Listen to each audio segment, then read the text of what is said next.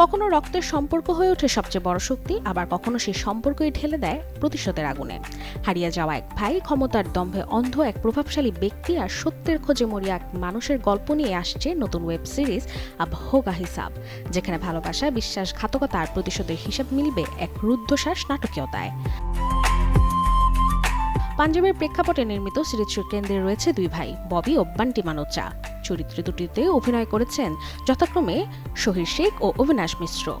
হঠাৎ করে রহস্যজনকভাবে নিখোঁজ হয়ে যায় বান্টি, আর সেই ঘটনার সূত্র গিয়ে মেলে ক্ষমতাধর ও প্রভাবশালী গৌলি নামের এক ব্যক্তির কাছে, যে চরিত্রে দেখা যাবে সঞ্জয় কাপুরকে।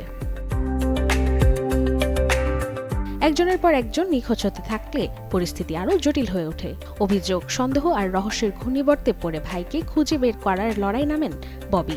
সেই অনুসন্ধানই ধীরে ধীরে তাকে নিয়ে যায় এমন এক অন্ধকার জগতে, যেখানে প্রতিটি সত্যের আড়ালে লুকিয়ে থাকে আরও ভয়ঙ্কর বাস্তবতা।